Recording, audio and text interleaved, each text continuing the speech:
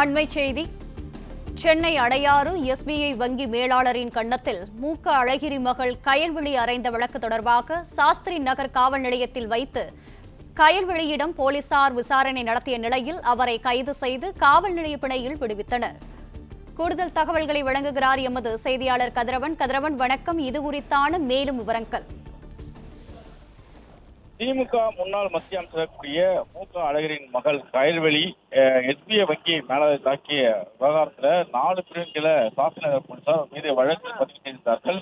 இன்று அவரை சம்மன் கொடுத்து காவல் நிலையத்தை வரவேற்று விசாரணை நடத்தினார்கள். 2 மணி நேரம் விசாரணையானது நடத்தப்பட்டது.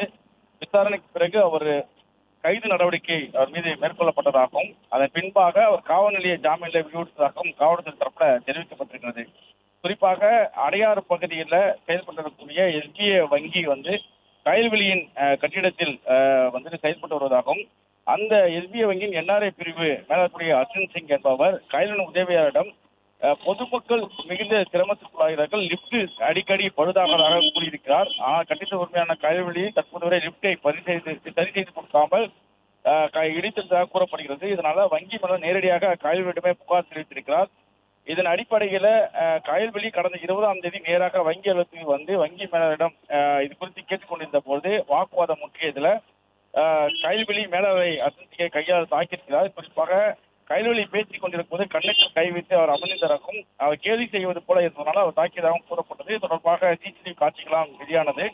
அர்ஜுன் சிங் தாக்கியது தொடர்பாக நமச்சிவாயம் என்ற மேலாண்மை வங்கி மேலாளர் சாஸ்திரி நகர் காவல் நிலையத்தில் 24ஆம் தேதி புகார் அளித்தார். புகாரின் பேரில் கயல்விழி மீது 4 பிரிவு வழக்கானது பதிவு செய்யப்பட்டது.